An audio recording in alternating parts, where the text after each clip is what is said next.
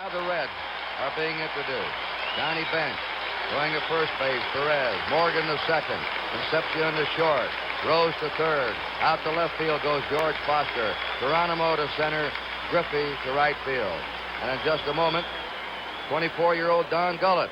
There he is, coming out from Lynn, Kentucky. That's about 100 miles from Cincinnati. And he's out for his second time. In Game 1, he was matching T-Hunt, spinning shutout innings until the Red Sox knocked him out in the 7th with 6 runs in a game that the Red Sox won in the opener 6-0.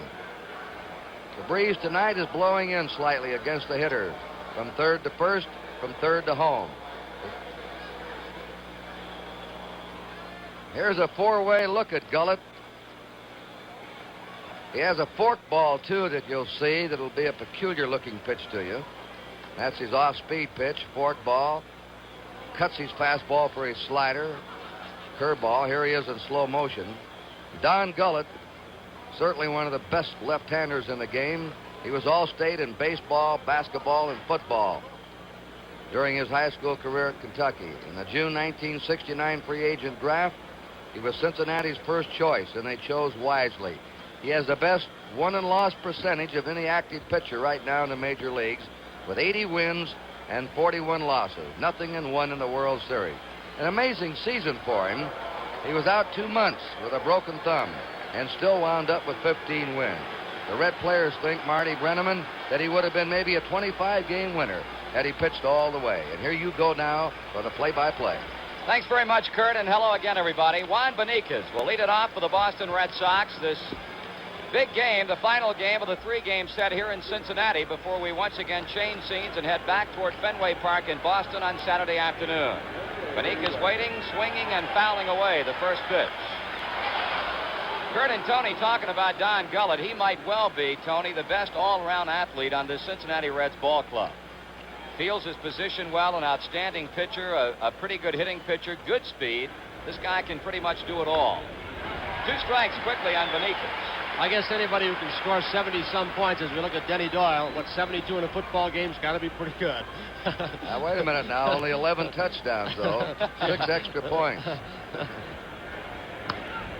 Grounded to the right side. Joe Morgan will play it, and Benitez an easy out. That was a fork ball, I believe, Marty. Down and away from the right-handed hitter. Denny Doyle will be up next for Boston. Doyle, so far in this World Series, has had 5 hits and 17 times up. Breaking ball is by the first baseman. That'll be in for at least a pair. As you see the right fielder, Ken Griffey, running the ball down. Here's Doyle. He'll go to third. The throw from Concepcion, and not in time. So Denny Doyle immediately putting instantaneous pressure on Don Gullett and the Reds with a bouncing ball between Tony Perez and the foul line. And here's Ken Griffey. We talked about that problematical area in right field in the first game of this series here. Griffey having problems hitting Concepcion, but the throw to Pete Rose not in time, and Doyle is in with a 1-out triple. That was still a great throw by Concepcion. It didn't look like it'd even be close, and it ended up to be a fairly close play at third. Interesting the way they defensed Doyle. They played him to hit the left field, and yet they threw him an off-speed pitch, enabling him to pull the ball by Perez. The infield's in.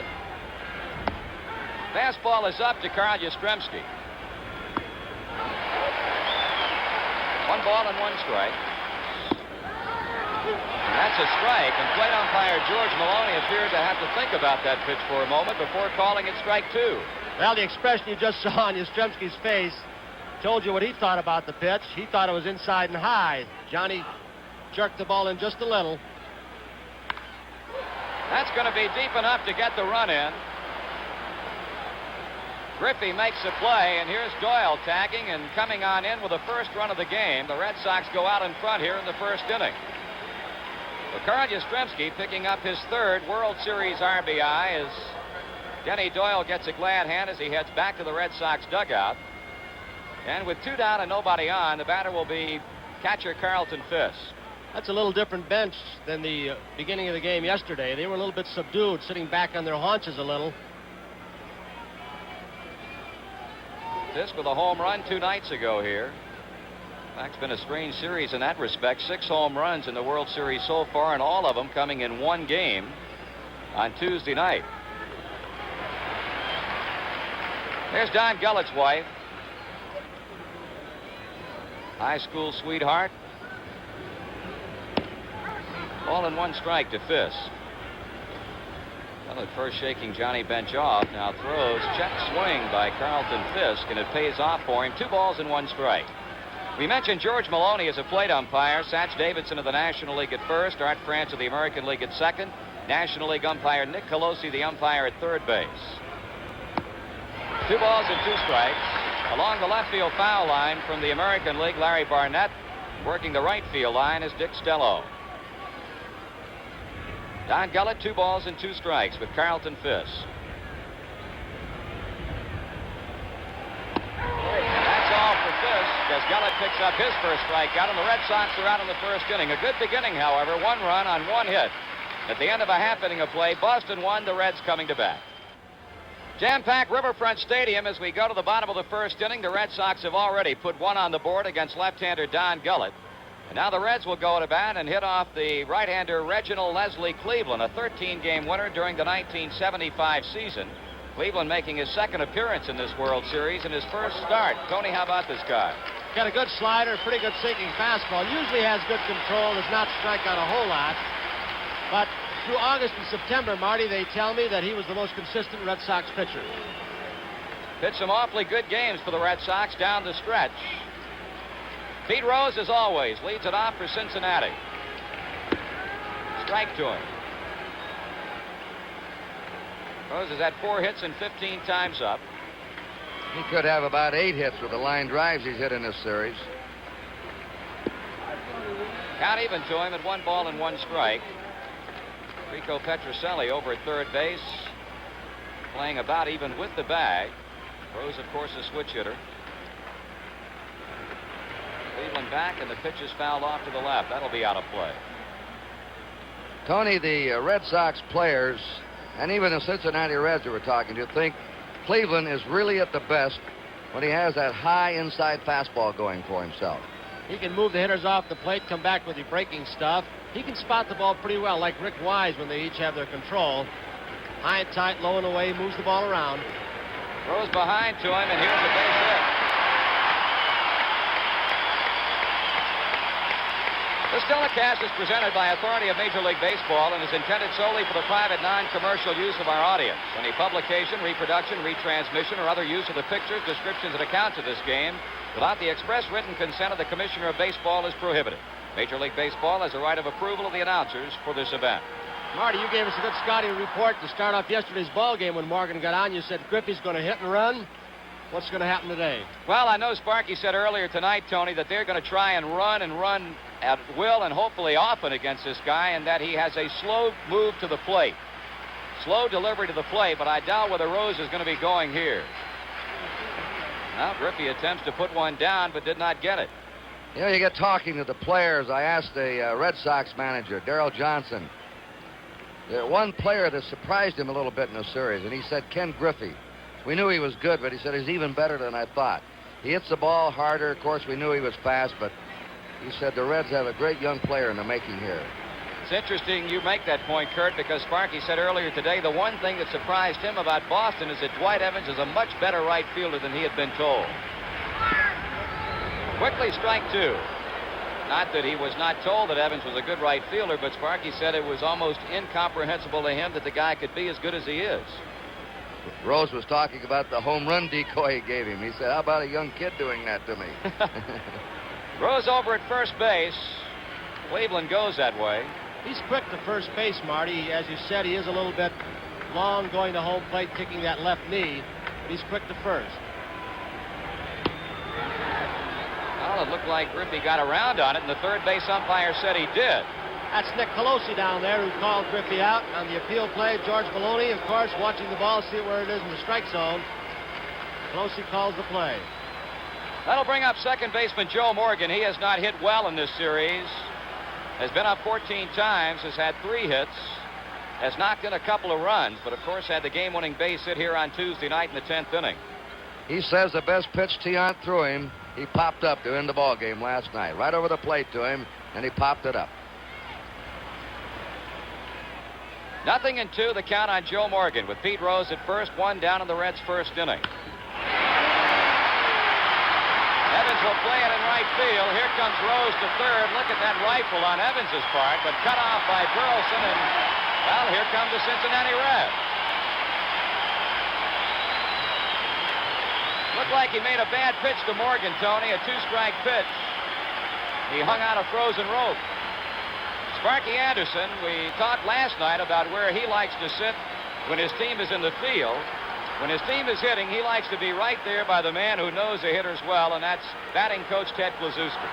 Well, first and third and one out, you would think Morgan's in a steal situation, but with Perez in a slump that he is, if Joe should go down, he might put Johnny on to get to Tony, set up a double play. Let's see if Morgan plays it by the book or if he takes off.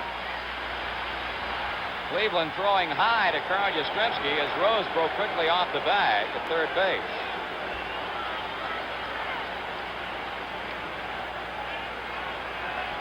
Goes that way again.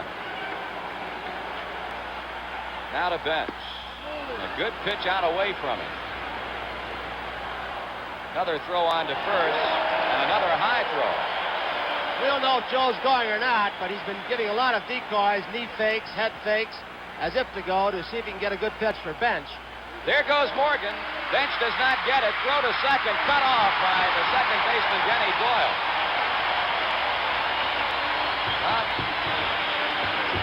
There's Joe. No chance for Carlton Fisk. And Denny Doyle all the way was cutting it off. He was looking at that runner at third base, Pete Rose. He didn't want him to score. Johnny had a good pitch, high and in fastball to hit.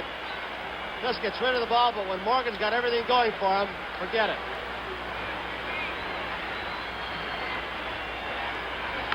Fly ball quickly in. Benitez, he makes the catch. Rose's tag. He's coming to the plate, and he's going to be out of there. Whoa. Juan Benitez catching the line drive to left off the bat of Bench. The Reds are out in the first inning. We saw Benitez yesterday down the left field line, shy away from the ball. Today he makes not only a great catch, but look at the throw to get Pete Rose. Right on the money off the artificial surface where you get the true hop, and a good tag by Fisk. Benitez, of course, is not as good as left as Rick Miller or Carl Yastrzemski, but on this play, a perfect strike. He charged the ball right there, and Fisk has the tag waiting for Pete Rose sliding in. Big first inning play for Boston. That ends the inning. At the end of one, it's a Red Sox 1, the Cincinnati Reds nothing. Fred Lynn standing in for openers to begin the second as Gullett misses outside to him. Well, they say momentum is the name of the game in a short series, and Boston certainly has had more of it than the Reds have had so far. Should be a routine play for Pete Rose.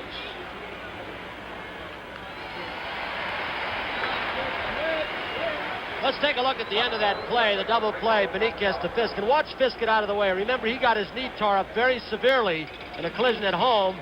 He used to block the plate.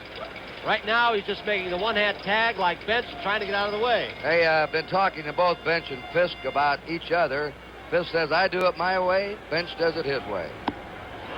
Don Gullett came with some kind of heater right there to Rico Petrocelli, strike one. And Petrocelli has been a hitting surprise in this series. He's had 7 hits and 15 times up. He and Rick Burlson are tied for the most hits.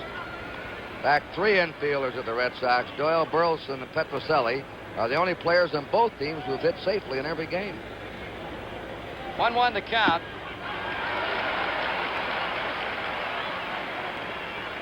"24-year-old Don Gullett.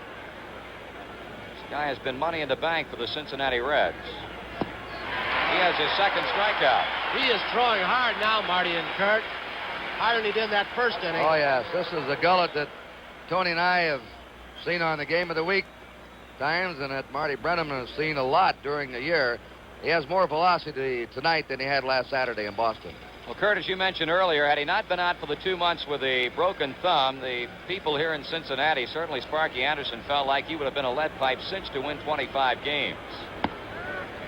Here's Dwight Evans, a right fielder. A ball is high. All you've got to do is look at the expressions or the way the hitters check their swing to see how hard a guy is throwing. Boston leading 1-0. Broken bat. That's George Foster. That's a second out. Well, that retires the side as Lynn pops to third. Petrocelli strikeout, and Evans a fly ball to left at the end of an inning and a half. The Red Sox 1, Reds nothing. Reds will be batting in the bottom of the second, and, well, I'll buy that. Tony Perez, he's hitless in the World Series. Up 14 times as Cleveland delivers, and he fouls it off. But he still has that great smile on his face around the batting cage. He's one of the classiest men I've ever met in the big leagues. He's an amazing man, Kurt. I heard a writer earlier tonight say he's one of the few guys who have had the kind of series he's had, and you can talk to him, and he'll talk to you openly about it. He's had up and down World Series. In 70, he had only one hit in 18 times. Pardon me. In 72, he came back to hit .435. Now he's struggling in the 75 series. And he has struck out. That's number 2 for Cleveland. But Tony Perez continues to have his problems. Here's a Cincinnati left fielder, George Foster. Boston with a first inning run. We're in the bottom of the second. Stan Williams, the pitching coach of the Red Sox, talks a lot about Reggie Cleveland, saying he's a man who knows how to pitch. He knows how to set up hitters. He has an idea what he wants to do. There's Stan sitting next to Johnny Pesky. But he's high and tight, and then he's low away with a slider or curveball. He moves you off the plate. Al Foster going into his stalling tactic, something that we witnessed all season long. He's in, he's out. When the pitcher thinks he's ready, he'll step out in the middle of his windup. You ever say why he does all that? Loses concentration, or? Some guys don't like standing there. Yogi was one, Marty and Kurt, that I remember. He had to be moving all the time with a bat.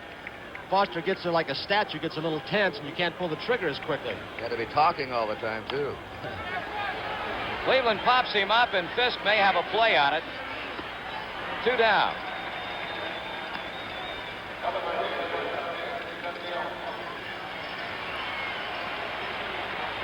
Cute story on this man last night, Tony and I found out. Concepcion came to the plate, Tion on the mound, both speak Spanish, and he yelled out, "Hey, you ball-headed old man, how about giving me a fastball?" Tion says, "You get one." And he threw him a fastball in the next pitch, and he fouled it back. 2 out, the base is empty. There's Burlson. There's Yastrzemski, and the side retired. So the Reds are out in order at the end of 2 complete innings of play in Game 5. The Red Sox won, the Reds nothing. Number 8 batter in the Red Sox lineup, Rick Burlson, their shortstop, will begin the 3rd inning. This is a man that has impressed Cincinnati. Pete Rose said that fellow knows how to play baseball. Well, I think the biggest compliment you can pay a guy in any game, Kurt, is to call him a winner, and I think everybody on the Reds club feels this way about Burlson. In fact, Pete said, I don't know who taught him, but somebody taught that Burlson and Evans how to play and play the game right. Red Sox, Burlson popping it up. They converge. And Morgan in a crowd. Look at Pete. Pete even hustled back with nobody covering from his third base spot to get the bag just in case the ball was dropped or there was a collision. Here they all come. Finally, Morgan waves him off, and look at Pete Rose go. So Don Gullett appears to be picking up a head of steam since that triple by Doyle. He's retired 6 batters in a row and working now to Reggie Cleveland.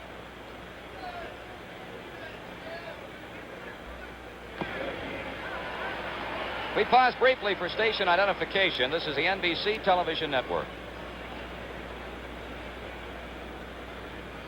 Cleveland down a strike has not batted in 2 seasons. He's down at 0-2. He was a good hitter when he hit in the National League for a pitcher. 211 lifetime batting average at 239 and 230 in his last 2 National League seasons in 72 and 73. He is smoking now. Since he got hurt by that forkball that Doyle drilled in the right field corner for a triple, setting up the run, he's gone almost all fastballs. He's had 3 strikeouts. Go back to the top of the Red Sox batting order for Juan Benitez. Well, you got a good 3 shot of Gullett, Benitez, and both. He loops one, and Morgan on the run has got it. Red Sox are out 1-2-3 in their half of the 3rd inning. And at the end of 2.5, 1-0 Boston. Tony, this is what they used to say in your dugout about sawing the bat handle off. He really got him on the fist. Look at the expression on Beniquez's face. And certain pitchers, overpowering pitchers, throw heavy balls. And I believe, talking to some of the hitters around the league, that's what Gullett throws. It feels like you're hitting a lead weight, even if you hit it on the good part of the bat at times. Here's Cesar Geronimo beginning the Cincinnati third, and I'll tell you, this guy has had some kind of fine 2 games at Cincinnati's Riverfront Stadium. 2 hits night before last, a 3-hit evening last night.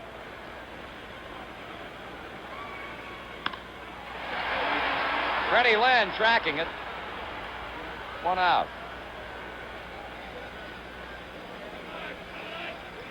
Ray Shore, your super scout that you mentioned in the opening, was talking a lot about Fred Lynn before the ball game, about how graceful he is and how very often before the ball is hit, he's got 2 or 3 steps in the direction the ball is going to be hit. It's an excellent jump. Now Don Gullett with 1 out. Talk about pretty good hitting pitchers. Gullett would certainly fall into that category. 238 last year, 226 this season. Strike to him from Cleveland. Reds have had 2 hits off Cleveland. The Red Sox 1 hit off Gullett. Down 0-2 to Don Gullett. And that's his 3rd strikeout. You know, he's got a good fastball himself tonight, but he looks slow compared to the way Gullett's throwing. Yet Cleveland has been excellent. That's right, Kurt. It gives you a pretty good idea of how hard Don Gullett can throw. Pete Rose has had 1 of the 2 Cincinnati hits.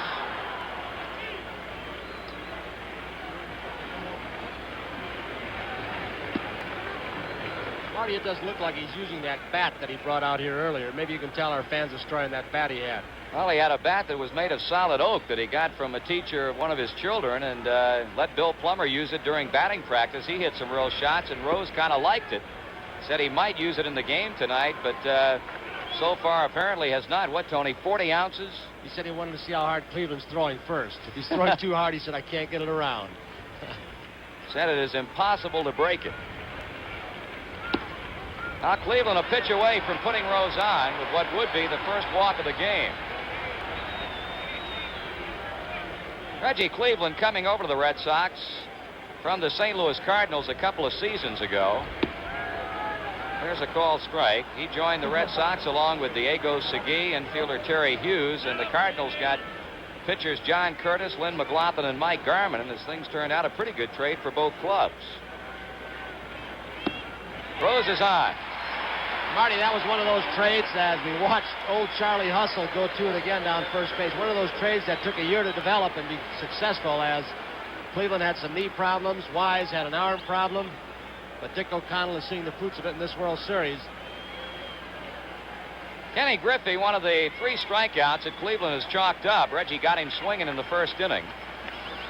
Boston 1, the Cincinnati Reds nothing, as we play baseball in the home third in Game 5 of the 1975 World Series.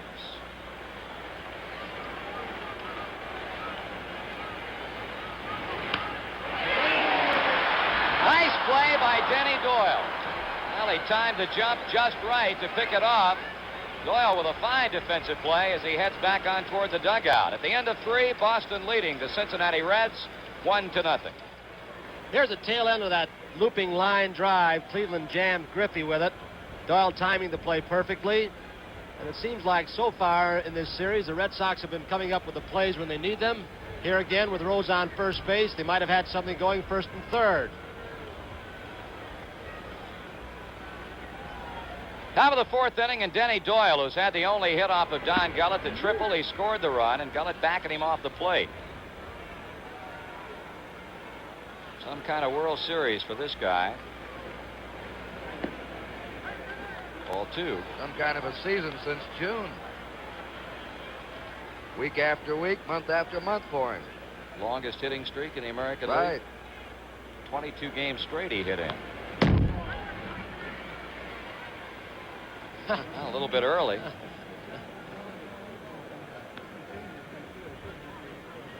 the sign say? Go Reds, light up something for Christmas. Light up for Christmas, that's all. He's got to feel awfully silly, though, doesn't he? Chopper. Easy play for Johnny Bench. 1 away. The Doyle, anyway, has gone more to the breaking balls. He threw him 3 of 4 pitches were breaking balls. Here's the play, and Johnny Bench and his Reaction from behind home plate. Gullett, an excellent fielder, but he gives ground to Bench, who gets into the fair territory, not to hit the runner. That was an easy play for Bench, but he's made two beauties on balls topped out in front of the plate. He sure has, Kurt. Here's Carl Yastrzemski, had a fly ball to knock in a run in the first. There you go again, Tony, the off-speed pitches. RBI for Yastrzemski is third in this series. That one hit well. There's Geronimo. There he had a chance to see Cesar in action. We've talked so much about Freddie Lynn and the graceful manner in which he goes after a ball. Take a look at Cesar Geronimo. He is considered by many the best in the National League, and Sparky Anderson, obviously, the best in baseball. Sparky Anderson says Lynn's a great young player, but he can't compare to my man, Geronimo. I think he's the best there is. The range, the arm, the jump on the ball. Guy started out in the New York Yankee organization as a pitcher. Converted him to the outfield, was at Houston. Of course, came to the Reds in that big deal in '71. Carlton Fisk, the two-out hitter. Gullett got him looking in the first inning. He also finished the season strong.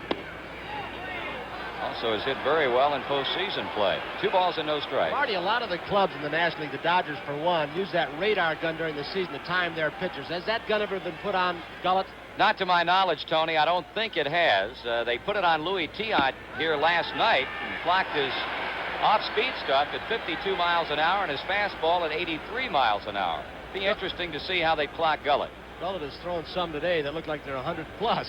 2 balls and 2 strikes, and there was a good heater again.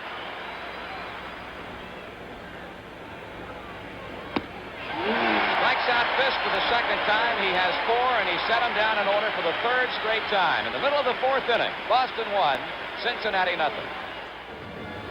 There you see the Cincinnati Reds mascot. He's known as Mr. Red, and pretty much of an every-day, every-night figure around Riverfront Stadium when the Reds are playing here during the season.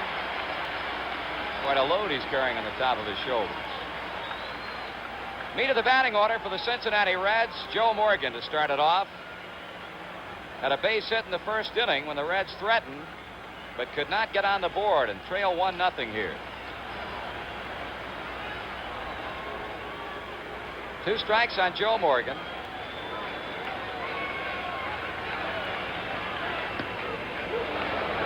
Once again, you get an idea as we look at the Boston Red Sox outfield of how much room they give Joe Morgan along the left field foul line and also in left center field. Look at the tremendous amount of area along the left field line and also in the power alley in left center. Checked his swing. Cleveland's unhappy with that call. He came 5-6 feet down off the mound to get on the home plate umpire, George Maloney. He thought the ball caught the outside corner. Tiant got on the umpires, did Fisk in last night's ball game. Morgan walking 132 times during the season to set a club record. Cleveland throwing 2-2. Joe appeared to be a little bit upset with himself on that pitch. A tribute to Morgan's strength for his size, how deep Fred Lynn is playing him, because Lynn plays usually a fairly shallow center field, but he's way back there, and so is Evans. You know, this little guy can hit a ball a long way. 17 home runs in the year. Towering fly ball that Evans should have no trouble with, and that will be out number 1.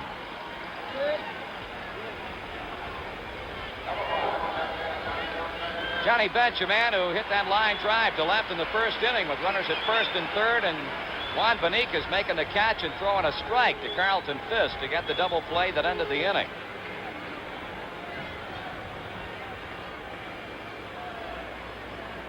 Guy hit by a number of different injuries during the season. Will find his way back into the stands along the right side. Marty, they tell me that the 2 men at the plate right now, Bench and Fisk, of course, playing defensively, studied those scouting reports, committed them to memory more than anybody else. And they're the guys back there who are the generals. They move the outfielders and infielders around. Petrocelli. I'll tell you, if there's been one consistent thing in this series, it's been the fact that the Reds have hit the ball at times very hard, but right at people. Here's Petrocelli now on the line drive by Bench. One quick step to his right. He leaves the artificial surface, and he's got it. And that's what the scouting reports will do, the advanced reports. They position you correctly so you can catch those hard hit balls. That is, if your pitcher does his job. Well, there's a blast into deep left center field, and it's tied up. Boy, he's happy. He clapped his hands as he rounded first base. He finally broke out of it. 0 for 15, and Tony Perez makes his first 1975 World Series hit, a big one with a game-tying fourth-inning home run. Reds dug out a little bit happy, you might say, and Joe Morgan there all smiles. Sparky Anderson, they love to see this guy hit. In the fourth, Reggie Cleveland is shutting Cincinnati out when Tony Perez comes to the plate. Perez is looking for his first hit of the series. He's 15 for 0. But with one swing of the bat, it's goodbye slump, goodbye baseball, and goodbye Red Sox lead. We're tied at 1 apiece.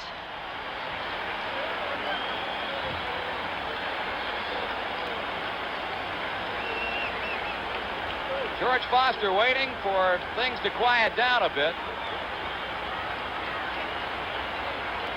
The Reds have now reached Cleveland for 3 hits, and that home run tied it up at a run apiece.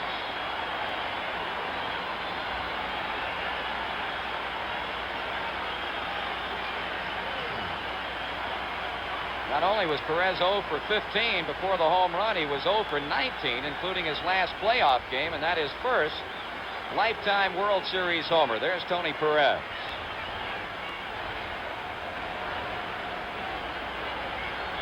Now Foster. The ball.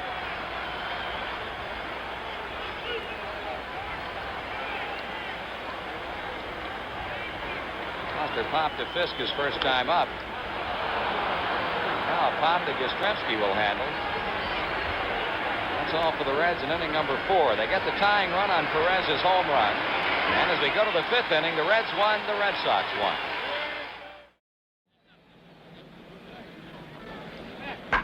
But with one swing of the bat, it's goodbye slump, goodbye baseball, and goodbye Red Sox lead. We're tied at 1 apiece. Preceding announcement was furnished as a public service by Major League Baseball. Well, we've had 3 barn burners as you take a look at Tony Perez, the guy who had his first lifetime World Series home run to tie this game up. Freddie Lynn leading off the 5th for Boston and swings and misses. 3 straight 1-run games and a 1-1 tie here. 1 ball and 1 strike to Lynn. Lynn feels he's in a slump. He hasn't hit the ball well. He's got a hit here and there, but he says he's pulling off the ball, striding toward first base. And that's what it makes him do, go after bad pitches. That's a fastball you've got to lay off when you're facing Don Gullett. It's an impossible thing to do sometimes. It moves so much. That one high in the strike zone really has velocity and movement. Don Gullett really bringing it tonight. His 5th strikeout. And with the exceptional stuff he's had, he hasn't walked a batter, which makes him even rougher. He is now retired 10, 11, 12 in a row. During the year, he averaged, as far as strikeouts are concerned, about 5.5 per 9 innings. Averaged slightly over 3 walks per 9 innings.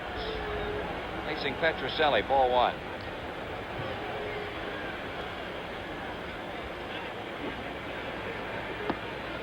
Two balls and 1 strike. On deck for the Red Sox, right fielder Dwight Evans. Red Sox getting a run in the first. The Reds with a homer by Perez in the last inning. As Griffin and Geronimo converge on the ball, they more often than not let that man play it.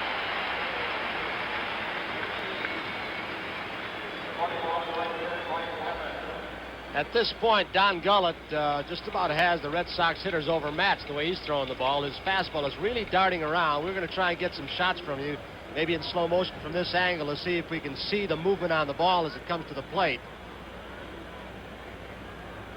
Boston hitter is Dwight Evans. He flied to left field his first time up in the second. He sends one into left center field. Now Geronimo will do his thing as he slows to a trot. And that is now 4 consecutive innings that Gullett has set him down in order after 4 1/2, a 1-1 ball game. Well, we've had 4 1/2 innings of bang-bang baseball in the 5th game of the '75 World Series. Reggie Cleveland, Don Gullett, a 1-1 tie. And here to carry you the rest of the way in game number 5, Curt Gowdy. Our ears are being bothered by that pop of Gullett's fastball into Johnny Bench's mitt. You just don't see a fellow throw as hard as he is tonight. But he's being matched by quite a pitcher here, Reggie Cleveland. So we're going now to the last of the 5th inning. 1 run, 1 hit for the Red Sox. 1 run, 3 hits for Cincinnati. Concepcion, Geronimo, and Gullett, the bottom third of the Red batting order.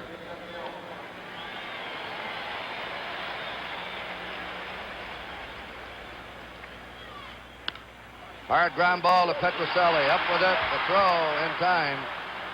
He has probably never played a better third base than he's playing in this World Series. That gets to be a little tricky. You mentioned it earlier, Marty, that little seam. And when the ball comes off the artificial surface, it was right on the edge of the seam in the grass. Can be a little bit of a problem, but Petrocelli wisely got in front of the ball, kept it in front of him like a catcher would. Throw out Concepcion. Cesar Geronimo. 3 hits last night. A homer and a single the night before. Flied out in his first time tonight. Game tied, 1-1, last of the 5th inning. Cleveland giving him some kind of a slow breaking pitch for ball 1. Kurt, in the 4th inning, they started swinging a little bit better at Cleveland. He got a few pitches up. Morgan just missed the ball. He popped up to right field. The last one was hit sharply. Cleveland's down low now to Geronimo, that low breaking stuff. A ball and a strike. Don Gullett, the pitcher of the Reds, will be up next. Bill Lee will pitch Saturday in Boston. Jack Billingham for the Reds. That one's hit off the handle to Denny Doyle. The throw. Boy, that Geronimo went down that line and nearly beat that one out. 2 down. Gullett getting a hand. He gave up a run in the 1st inning. On Doyle's triple and Yastrzemski's sacrifice fly, and since then he's been untouchable.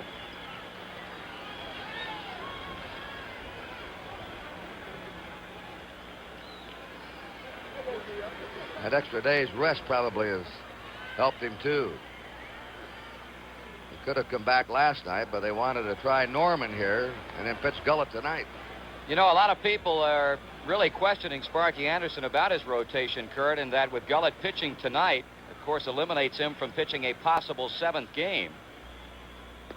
Well, he'll be out in the bullpen if they go in the 7th game. Absolutely. Sparky said tonight he didn't know who he'd pitch. He said, I may pitch my entire staff if I have to. Tiant, if it goes 7 games, will start for Boston. And Gullett has a base hit up the middle. The Reds have 4 hits, the Red Sox 1 hit. Gullett showing you what kind of an athlete he is.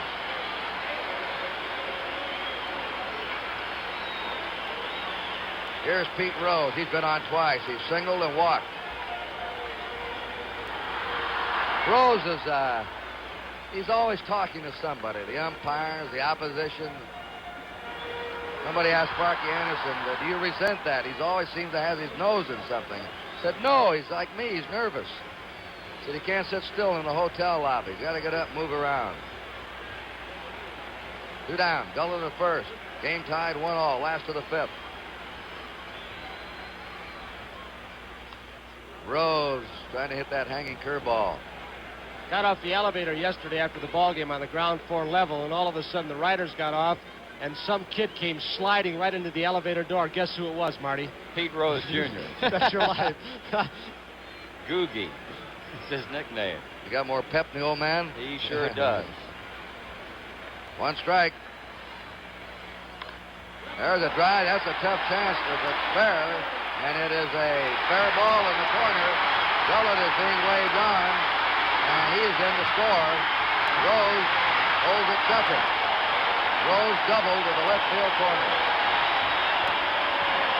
Burlson really mad down at the third base back. He kicked that dirt after the overthrow of the cutoff man. There goes Benitez into the corner. The ball sliced away from him. He got the ball pretty quickly, but then he made his mistake when he overthrew it. With Gullett's speed, I don't think they'd have gotten him anyway. Burlson very upset. One of the few fundamental mistakes that the Red Sox have made so far in this series. Overthrowing a cutoff man. Cleveland against Pete Rose. Rose doubles into the left field corner. Don Gullett scores, and the Reds lead 2-1. Well, Rose has had a perfect night with a single, a walk, a double to the left field corner. He has an RBI, and the Reds have the lead 2-1. Ken Griffey has struck out and lined out. He pops it up, and an inside-out swing. Petroselli in foul ground, puts it away. The Reds had a run. They had 2 hits. They left 1 at the end of 5. Cincinnati 2 and Boston 1.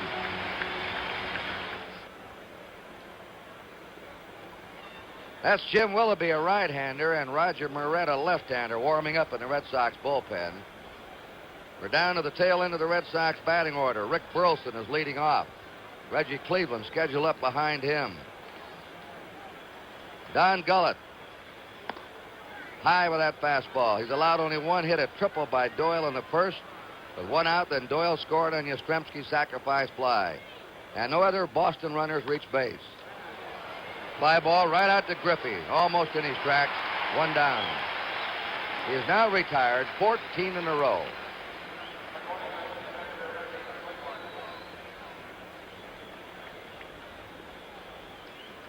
Reggie Cleveland coming out. He struck out his first time. He's high to Cleveland for a ball, 1-0. Don't walk anyone. 2 balls and no strikes. That's Benitez on deck.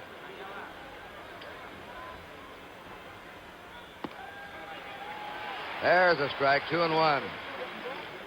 Gullett working on a 1-hitter. Now he's in danger of walking his first batter. 3-1 to the opposing pitcher. A 3-1 delivery. He pours it over for a strike. 3-2 to Reggie Cleveland. 1 away, nobody on.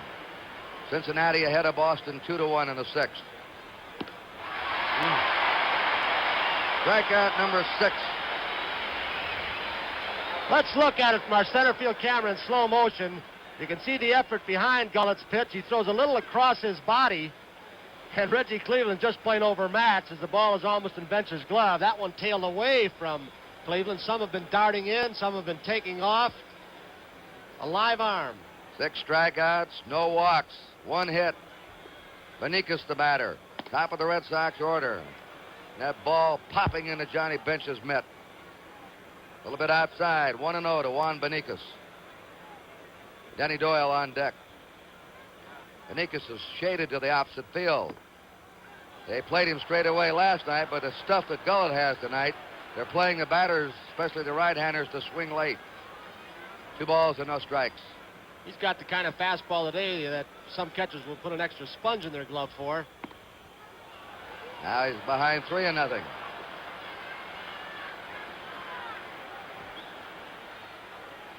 Here's Don Gullett's motion, and as Tony said, oftentimes a catcher will put that extra bit of sponge in his glove, and Johnny Bench will do that on occasion when Don Gullett is on the mound.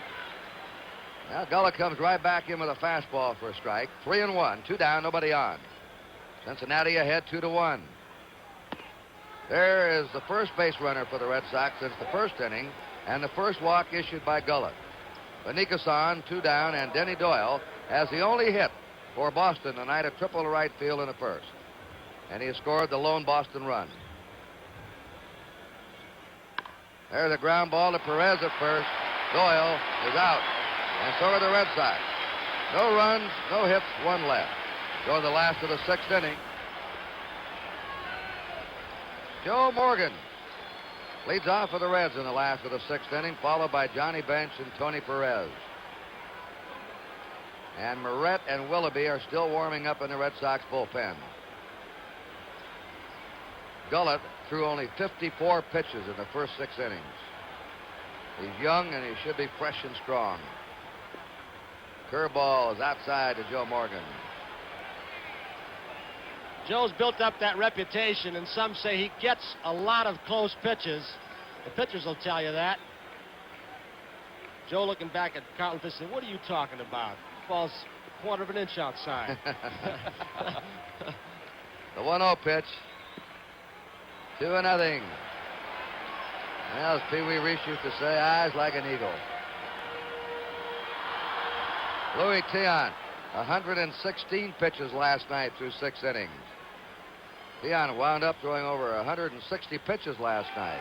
Now it's ball 3 by Cleveland to Morgan. There's El Premier. El Tiante taking it easy tonight. The 3-0 delivery. 3-1. Reds out hit the Red Sox 5-1 tonight. 2 runs, 5 hits for Cincinnati. 1 run, 1 hit for the Red Sox. Slashes it foul down the first base line. Marty, I get the feeling that when Joe Morgan was down in Houston, he had no idea at that time how great a player he might be. No question about that, Tony. In fact, Joe had the reputation of being a very moody, introverted type of player, and he came to Cincinnati, and this winning tradition seemed to bring him out. That pitch just missed inside. Morgan turned around and yelled something at home plate. Something to Carlton Fisk. Carlton Fisk might have been badgering home plate umpire George Maloney. And after, look at Cleveland, he is steamed. He thought he missed 2 pitches. Let's look at it. We've got a different angle, of course. We're not directly behind the pitcher. A little bit off. Well, Morgan has a close look. Fisk holds it right there. May have brought it up a little bit. They thought he had it, but now Morgan going to battle Cleveland. You can bet he's going to be going sometime, Kurt and Tony. Cleveland quick to first, but slow going home. Morgan likes that. There's a throwback. Likes to get that front foot on the artificial surface. And the back foot's on the dirt.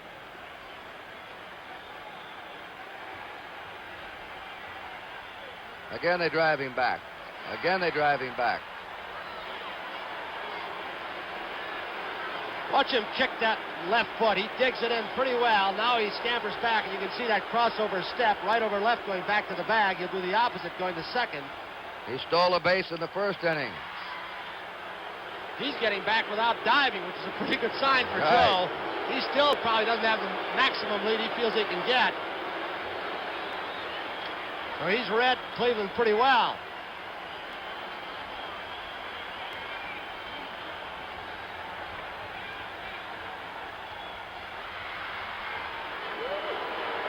Now he and Cleveland continue to play the game. Again. Whoa. Really threw it away.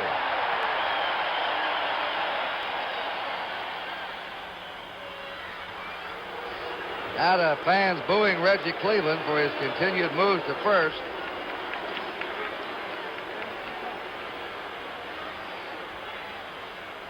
We still have a 1-strike count to the forgotten Johnny Bench. There goes Morgan. And the pitch is fouled back. You wonder now, with 2 strikes on Bench in the hole as he is, 0-2, if Morgan will go and disrupt Bench's concentration. I don't know if it bothers Johnny or not. We'll soon find out. One situation again. That's about the closest they've come to getting him. Now Morgan asks for time. He wants to get himself gathered.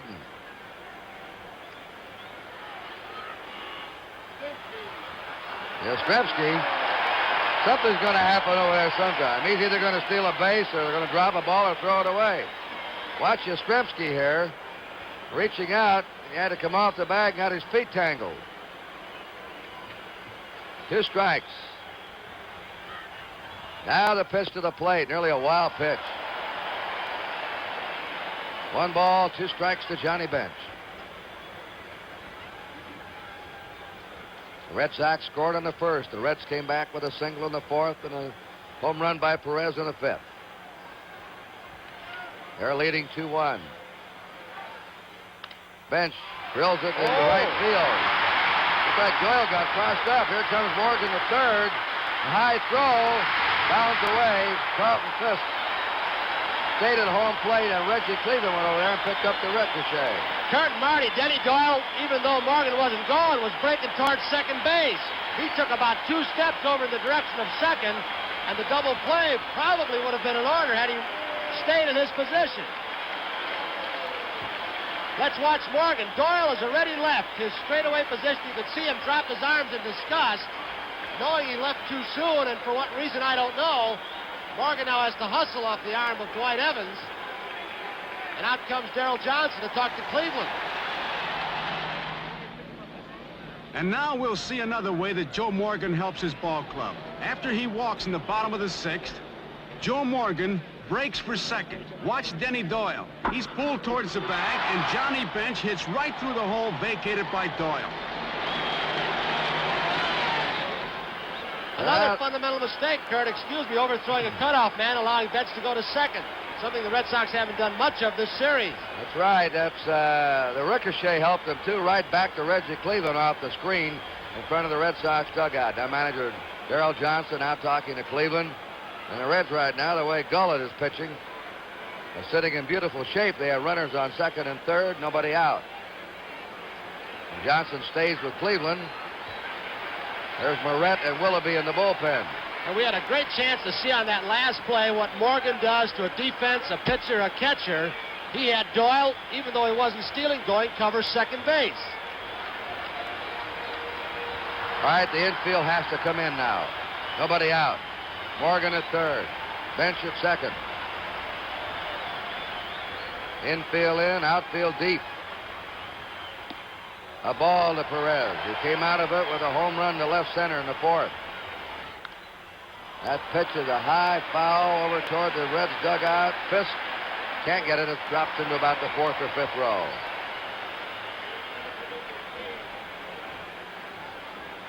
And with the catcher down at second base in Johnny Bench, they're going to have to do some switching of these signs, or he's going to relay something to Tony Perez. I'd have to believe that if Tony Perez knew what was coming, he could be dynamite up at the plate. I'd have to agree with you. 1 ball, 1 strike to Tony. Morgan's at third, Bench is at second, nobody out. Last of the 6th inning. The Reds are stirring. Look at Bench looking in, see if he can grab a sign. That's fouled away. 1 ball, 2 strikes. Morgan at third, Bench at second. Nobody out. High foul. Fisk may have a play on this one. Oh! Ooh, he goes into the camera. Into the dugout. The wind is blowing in, and the wind blew the ball back. You'll recall the super catch he made in the stands back in one of the earlier games. He just never gives up on the ball. He tore somebody's Nikon lens apart right there. I think he's looking for his mask.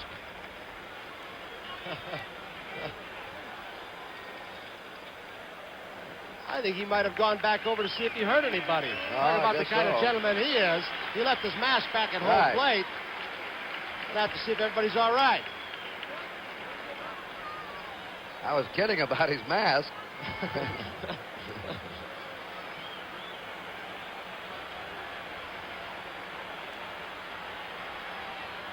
One ball, 2 strikes. Runners on second and third. Nobody out.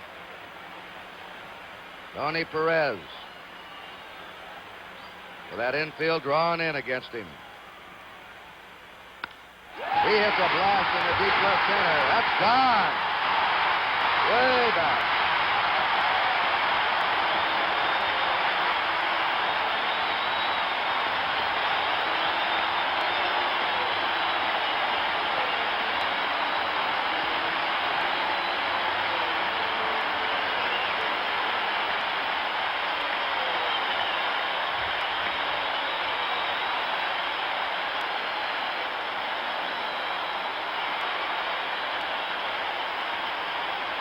We're congratulating little Joe. He had a little bit to do with that, of course, and to show the respect that Cleveland had. With Morgan on third, he was pitching from the stretch to Perez. And most pitchers can't throw as hard or as effectively from the stretch as they can from the full windup.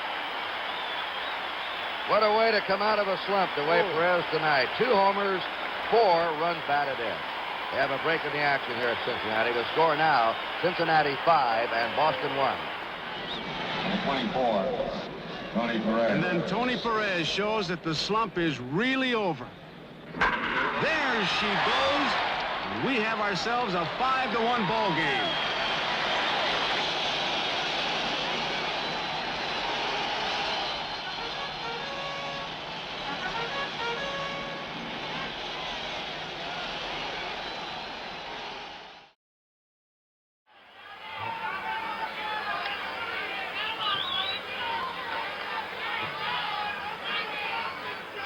All right, we have a new pitcher.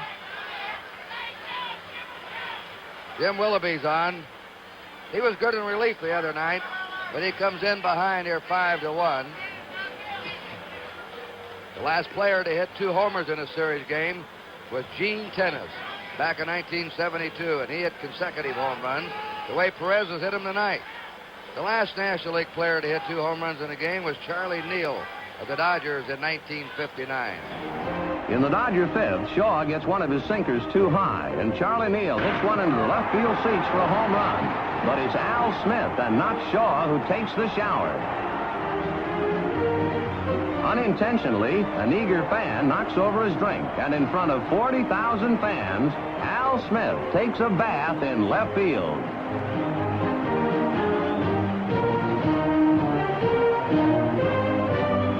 But unaware and unconcerned is Neal as he comes trotting home. Babe Ruth, twice, the only player ever to hit 3 homers in a series game. Say, I wish they'd give those people up above us and all around us a microphone. They're getting on us pretty good, Kurt. Not Marty, of course, but a lot of the fans, when they heard the first 2 games up in Boston, felt that we were a little bit partial to the Boston Red Sox because Kurt is a former Boston Red Sox announcer. I'm a former American leaguer, and Dick Stockton doing the game is the present-day Red Sox announcer. But we got a stack of telegrams today from the Boston fans, I understand, saying we were partial to the Reds the last couple of days, which is interesting. 6 of one, half dozen of the other. Never will forget doing a Rose Bowl game one year, USC Ohio State. I still have to mail about 1,000 letters. 500 and some accused me of being prejudiced for Ohio State, and the other 500 being prejudiced for USC. Same game, same words, same lines. George Foster is fouled out and popped up. Well, the Reds have opened up here in the 4th, 5th, and 6th. They lead now 5-1. 1 ball, 1 strike to Foster. Jim Willoughby, sinker ball pitcher.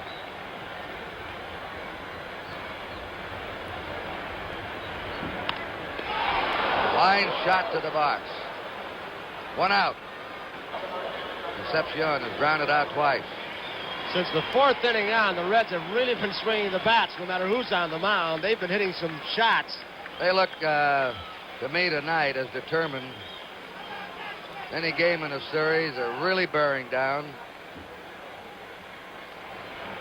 Out. He's hit by a pitch ball. He got hit on the right hand.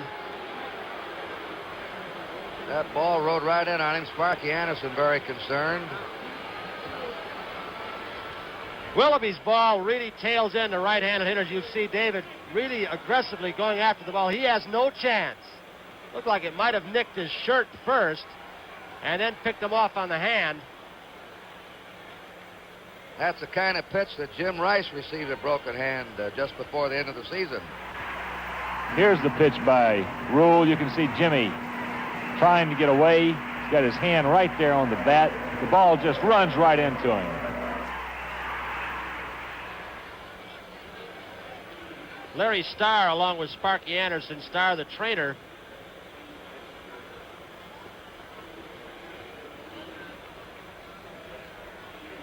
That one thrown right at a batter's head. Most of the time he gets out of the way, but if it's thrown a little bit behind you or right at your back, almost as that one was, you have a tendency sometimes to back right into.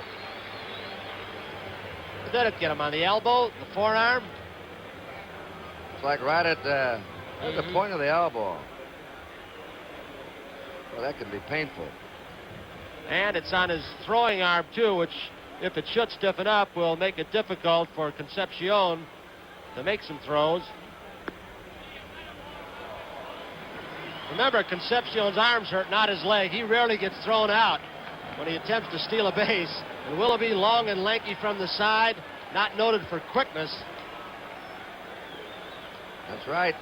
Concepcion swiped 33 out of 39 this year. Kurt Sparky Anderson getting rookie Doug Flynn up and loosening in the Cincinnati bullpen in the event that Concepcion has to come out. Well, that elbow could stiffen up on him. Willoughby with his stretch. There goes the runner. There's a throwdown. And it's an easy steal for Concepcion. He's been taught an awful lot about base stealing by Joe Morgan. You can see they've got almost identical leads. 1 foot on the dirt, 1 foot on the artificial surface, and it's just no contest for Carlton Fisk. The Reds now have stolen 6 bases in this series in 8 attempts. Concepcion is second. Morgan stole in the first. Concepcion here in the 6th. Ball 2, 2-0 to Cesar Geronimo. He's flied out and grounded out. There's Doug Flynn, the utility infielder, warming up. 3-2 delivery. There's a bounding ball hit down to first. 2 down. Concepcion moves to third. One of the surprise sports shots of all time on television.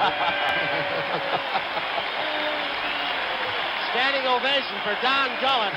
Appreciation for the one hitter he's thrown. And Don Gullett right now, I'll bet, wishes he could get that one off-speed pitch. Looked like a fork ball. He threw to Denny Doyle, the triple in the right field corner. He might be riding on a no-hitter. And he goes out for the 7th. Don Gullett.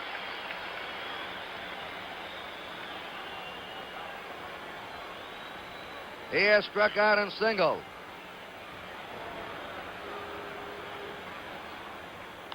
Fouls it back. 0-1.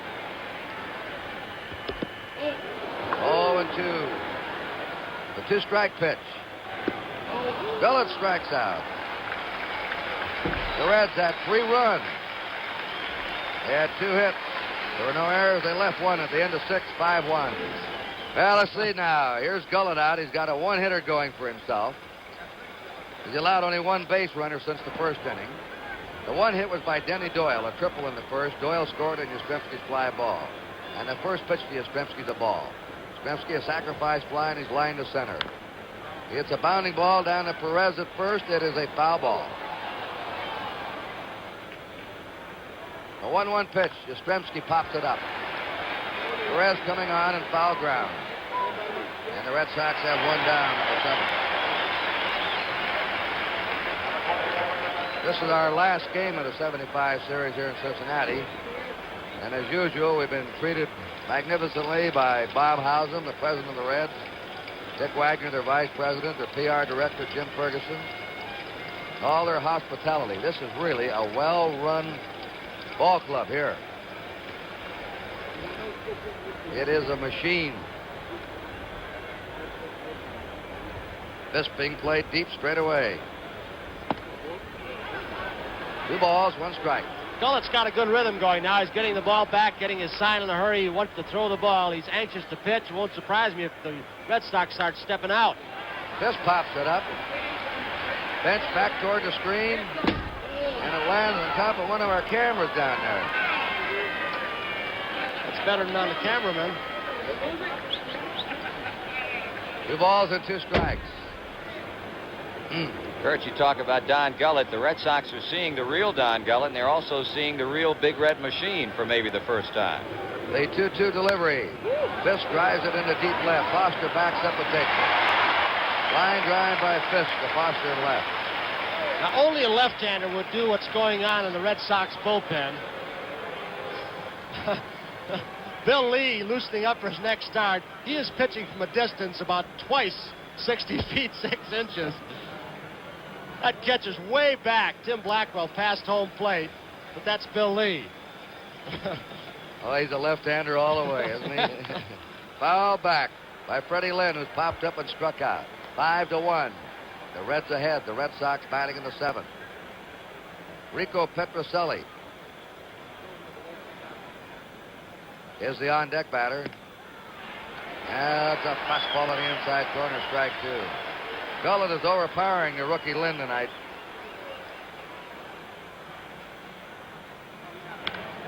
Lynn popped it up. Coming on, Geronimo, waiting, and has it. And again, Gullett sails through the Red Sox lineup. We're coming to the home half, the 7th, with the score. Cincinnati 5, Boston 1. Pete Rose has had a perfect night. A single, a walk, a double. He's knocked in a run. Last of the 7, top of the Red batting order. Rose, Griffey, and Morgan. Reds sitting on top of a 5-1 lead. Tries to bunt his way on. Foul ball. Willoughby on the mound for the Red Sox. You have to get off the mound. Here's a drive by Rose in the deep left. Benitez going back. He'll have room and takes it on the warning track. You have to get off the mound. You want to put your hand up to your mouth. But tonight, the umpires are giving the pitcher that's about 50 degrees special permission to blow on their pitching hand. And you see Willoughby now and then do that. Ken Griffey has struck out, lined out, popped up, 0-for-3. Before Griffey went up to the plate, Joe Morgan popped out of the dugout and had a talk with him. I don't know if he was telling him something about Willoughby's pitching or something about his move to first base or to home plate if he gets on. Willoughby missing outside, 1-0. Cincinnati leading 5-1. Last of the 7th. There's Morgan on deck. In the last 2 months, in the last 50 Cincinnati games, the staff produced only 2 complete games. Both by Don Gullett. Low bounded to Doyle. Scoops it over. Fisk trying to back it up. And that's little Denny Doyle, who raced over to pick up his own errant throw. That'll show you speed when you feel as an infielder you can't even take time to take the ball out of your glove. Watch him shuffle it with his gloved hand. The only chance he had on Griffey.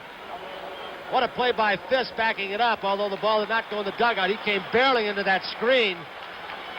Darrell Johnson out now, and we'll see if the information that Morgan relayed to Griffey was something about Willoughby's move if he stays in the ball game. 2 left-handers warming up, so Darrell playing percentages might go to Moret, who should be loose. Carlton Fisk has dived into the camera box. He slid into the wire fence in front of the Red dugout trying to back up that throw. And the 2 left-handers are out there now with Morgan, a left-handed batter, due up, and then Johnny Bench.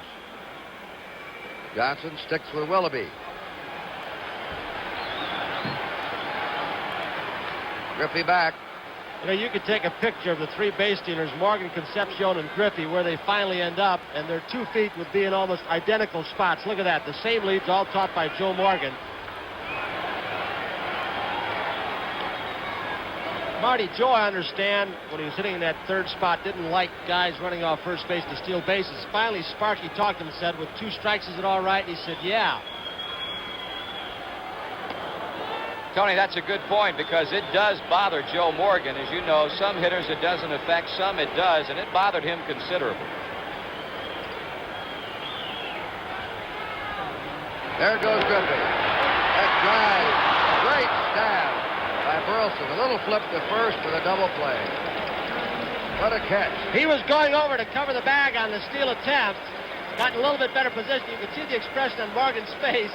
He said, oh, almost as if he could read what was going to happen. A great play by Burlson. So at the end of 7, it's still Cincinnati 5 and Boston 1. We're going to the 8th inning. And Don Gullett of Lynn, Kentucky, has pitched a 1-hitter. Here in Game 5 of the World Series, that hit came in the 1st inning. There's a high drive to deep left center by Rico Petrocelli, and Geronimo right back up against the wall. Well, he doesn't waste any time drawing a beat on the ball. He knows right where to go, and he's there. The balls hit high in the air don't seem to be carrying, but of course Tony Perez's balls were rising line drives. He hit them so hard. Dwight Evans lied out to left twice. You Simon and Garfunkel fans, and there are millions in this country, They're going to be reunited this Saturday night on NBC's Saturday Night, 11:30 Eastern Time.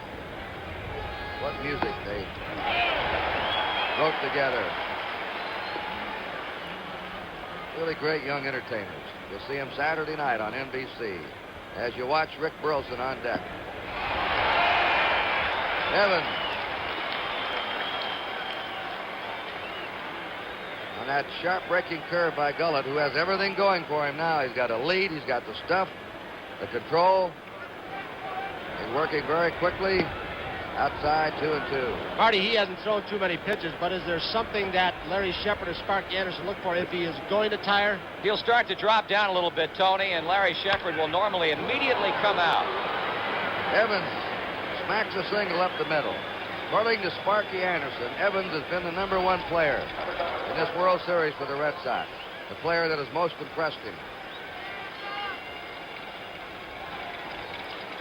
Here's Rick Burlson, who's popped up and flied to right. He's had quite a series. Something unusual tonight, it's a quiet Cincinnati bullpen.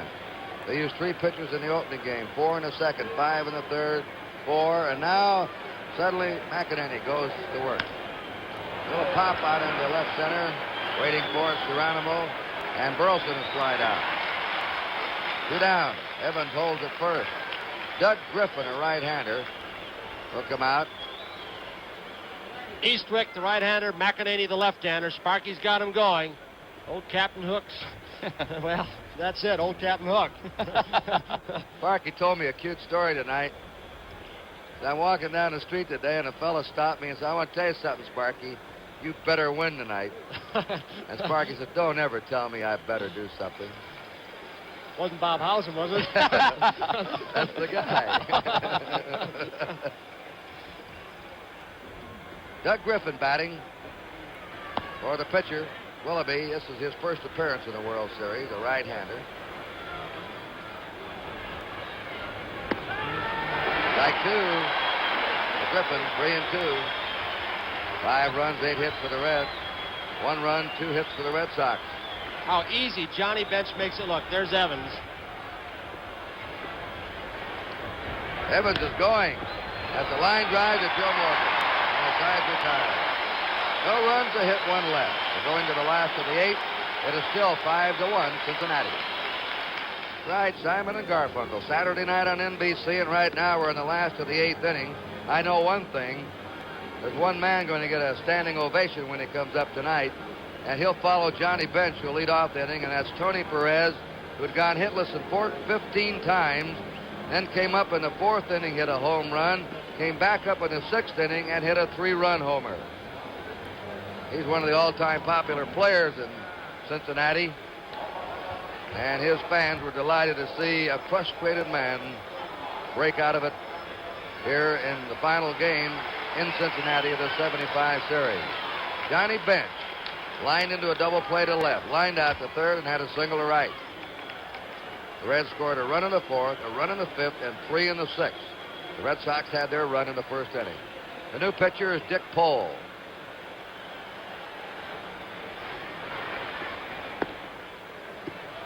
He was out with an injury this year. On deck is Perez.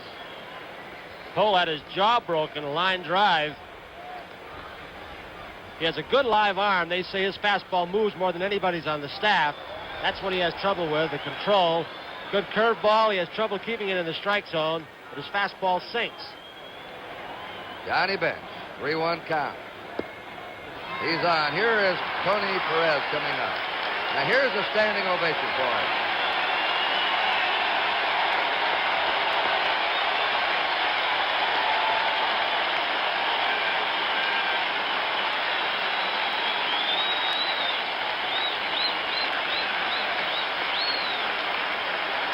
And he has a chance to tie a record. Only one man in the history of the World Series has ever hit 3 homers in a World Series game.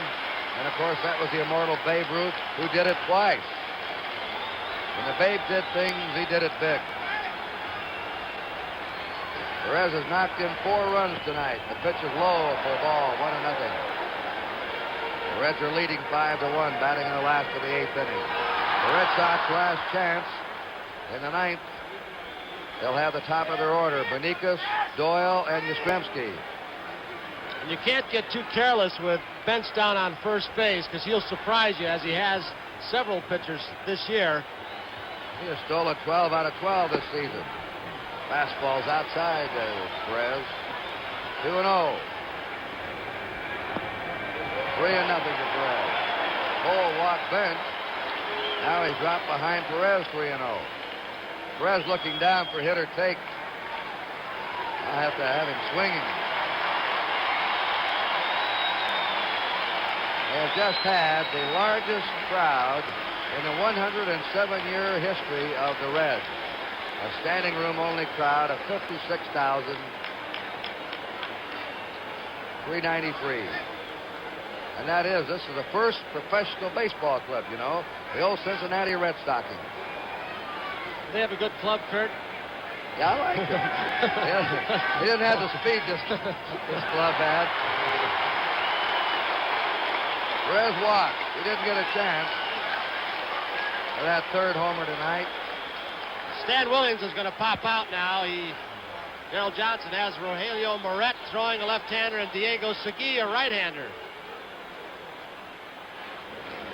Diego Segui, the new Red Sox pitcher, a man who has struggled through this year, but has never missed a call when Gerald Johnson has wanted him. He has a forkball, fastball, and one game this season. Joe Garagiola and I did a game, Kurt and Marty, and we got on Diego Segui a little bit. He was upset with us, and possibly we owe him an apology because we may have gotten on him too much and made fun of him. Diego Segui.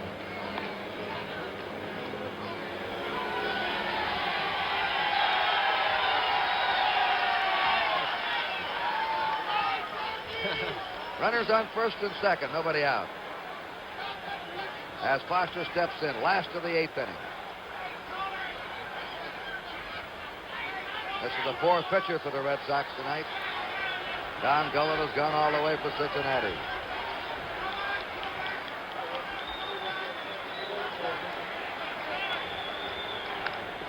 High fly ball, deep right. Bench may tag at second. Evans has it. Bench is coming. Here's a throw. And it hit the runner going in. Johnny in the back going into the bag. Holding at first base was Perez. We'll get a good shot right here to see what kind of arm Dwight Evans has. The ball hit Johnny in the back.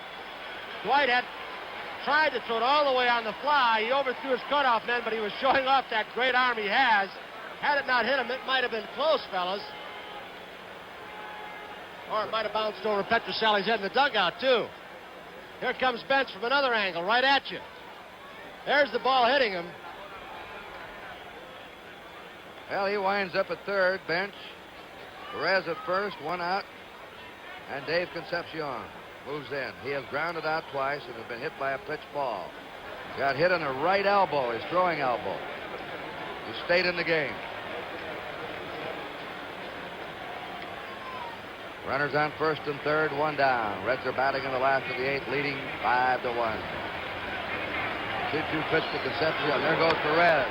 Fly ball to right field. Bench is tagging. Evans has it. Here comes Bench. A throw by Evans. Cut off by Yastrzemski.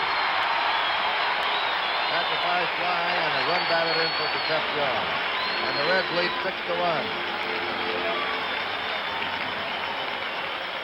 This is more the Cincinnati kind of team, Marty Brenneman, that you saw all year long, executing the way they have, getting the fly ball to drive home a run.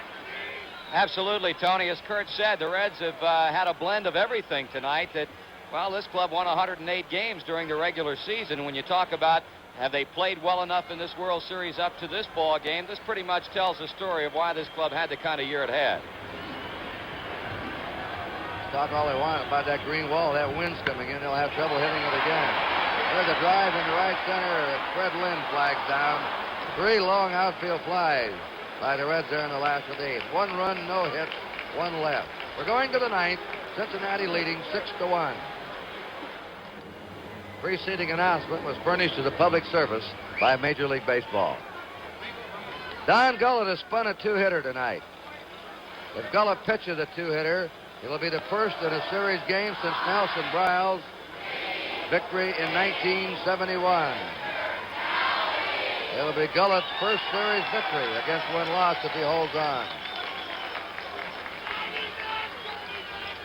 Well, it's odd, Marty, that in the 72, 73, and 74 World Series, we did not have a complete game. Tiant's already pitched 2 complete games in this series. And Gullett made a night, even though they have warm-up action in the Cincinnati bullpen. 2-0 to Juan Beniquez. He's grounded out, popped up, and walked.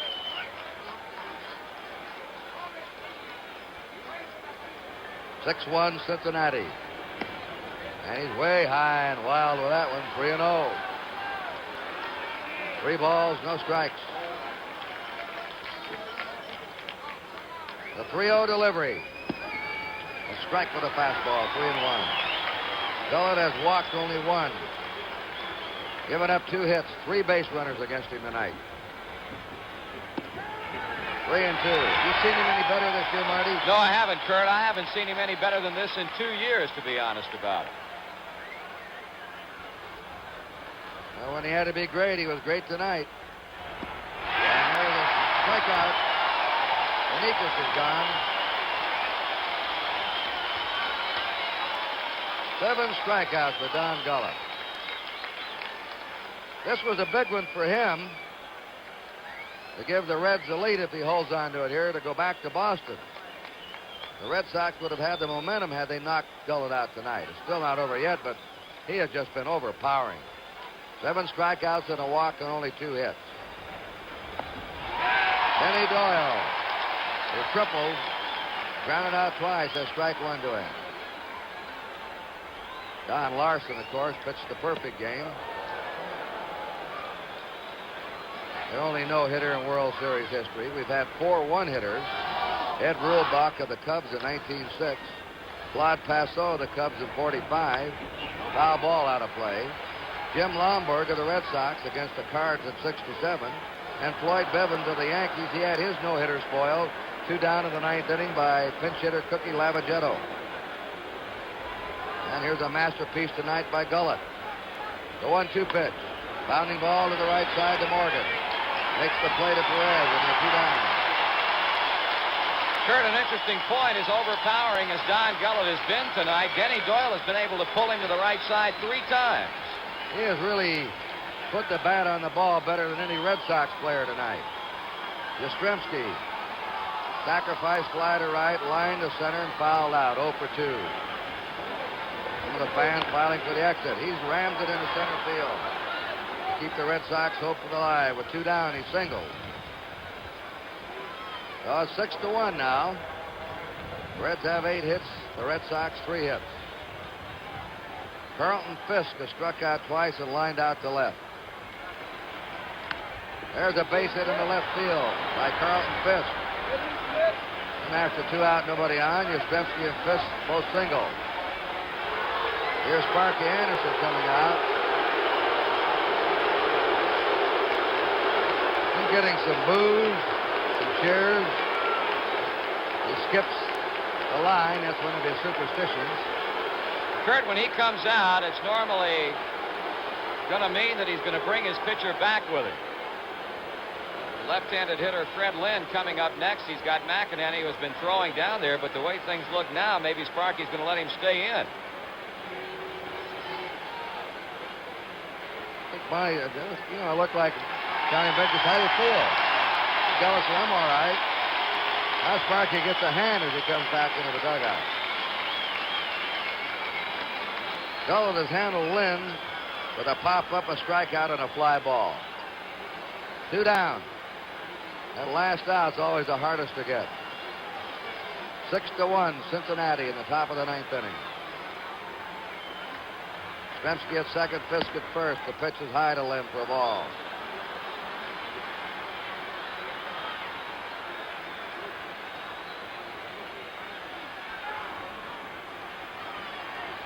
Gullett again, and there's a high foul sailing into the seats. 1 ball, 1 strike to Fred Lynn. The Reds did not have a complete game in the 72 series, nor this series so far. as Gullett is very close. There's 1-1 pitch. Curveball, strike 2. 1-2.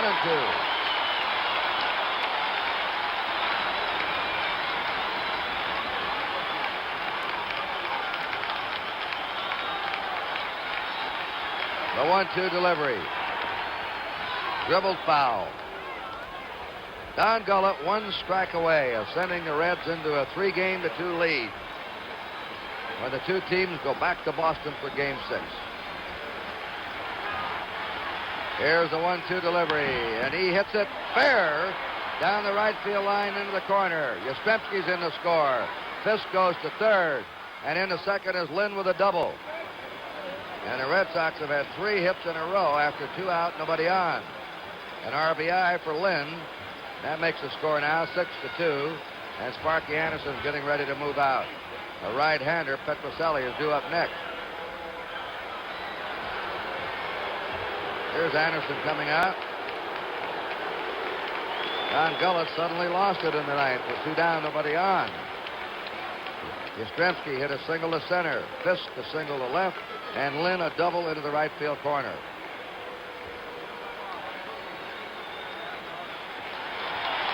Well, coming in Here's now. a hand.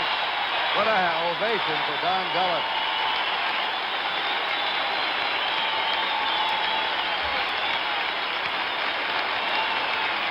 Pitched a whale of a ball game, Kurt. As you said, he lost it very, very quickly in the 9th inning. He struck out Benitez leading off on a good live fastball. Well, with 2 down, 3 straight hits, and, well, again, we see Sparky Anderson go to his bullpen for the 4th time in this series and bring on right-hander Raleigh Eastwick. There's a break in the action here at Cincinnati. The score, the Cincinnati Reds 6, the Boston Red Sox 2.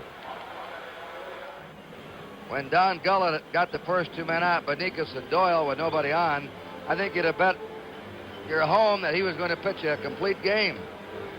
And suddenly the Red Sox came to life with 3 hits in a row, and now Raleigh Eastwick is in for his 4th game of this series.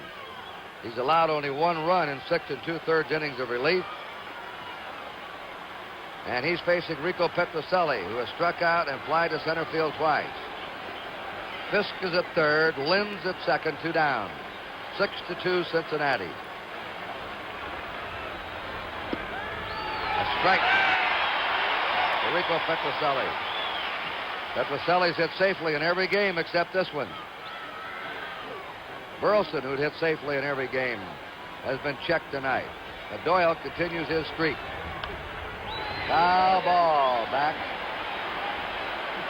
Eastwick is 2 strikes to Rico Petrocelli. Not a very happy Red Sox dugout.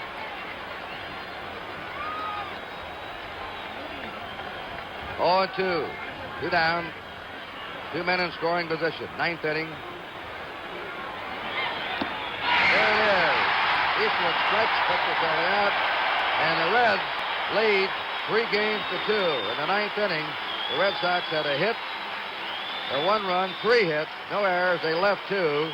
Don Gullett did the job for him tonight, aided by a big bat of Tony Perez, who slammed 2 homers and knocked in 4. Don Gullett comes into the 9th inning having given up only 2 hits. Johnny Bench will say later, I've never seen him better. And there are 2 outs in the 9th. But the Red Sox still aren't convinced. Yastrzemski singles, and so does Fisk. Here is Fred Lynn. A double down the right field line, scoring Yaz. And Sparky Anderson decides that it's time to make a change. A record crowd of 56,393 give Gullett a standing ovation. Number 6, Rico Petrocelli. Eastwick comes in, strikes out Petrocelli, and the World Series moves back to Boston with the Reds leading 3-2. Well, the Cincinnati Reds recaptured the lead in the World Series, beating the Boston Red Sox last night. Ray Gandolf tells us how. Well, that's easy, Hughes. Don Gullett pitching, Tony Perez hitting, finally. And it was the only game of the series so far in which the outcome was clear from the start. well, maybe not quite clear from the very start. Denny Doyle, the second Boston batter in the first inning, ripped a triple over the first base bag into the right field corner. Nobody knew it then, but that was going to be the last Red Sox hit until the 8th. It became a run and a 1-0 lead when Carl Yastrzemski delivered a sacrifice fly to Ken Griffey in right. But scoring first has meant very little in this series. In the Cincinnati first, with Pete Rose on third, Joe Morgan on second, Johnny Bench flied to Juan Beniquez in left, and Beniquez threw out Rose at the plate with a marvelous AstroTurf bounce. Beniquez in a less glorious moment, Gullett literally sawing the bat off in his hands. A clear picture of how Gullett was firing last night. And then in the fourth inning, Tony Perez, 0 for 15 in the series, tied the game at 1-all with one majestic swing. In the fifth, Gullett set out to win his own game, hitting a single up the middle with 2 out. Then Pete Rose, with 2 hits and a walk for the night, sliced a double past Beniquez into the left field corner. That scored Gullett and made it 2-1 Cincinnati. Then with Bench and Joe Morgan on base in the sixth, Perez performed his second act of contrition, another mighty home run to left. It sent Boston starter Reggie Cleveland to the showers and all New England into mourning. Cincinnati added another run in the 8th, making it 6-1, with Gullett mowing the Red Sox down like a left-handed scythe. But after 2 quick outs in the 9th, he gave up 3 straight hits, the third one a double by Fred Lynn, scoring Yastrzemski. Cincinnati manager Sparky Anderson, who abhors complete games the way nature dislikes vacuums, took the ball away from Gullett with 1 out to go. And Raleigh Eastwick, the young Adonis from Haddonfield, New Jersey, got the final out on 3 pitches to Rico Petrocelli. The Reds had made it look easy, 6-2. And they go back to Boston, needing only 1 of 2 games there to become world champs. Jack Billingham will try to win it for them tomorrow against Bill Lee, and if the Reds don't make it then, they'll have to face old Luis Tiant again on Sunday, and Anderson may have 9 pitchers go 1 inning apiece.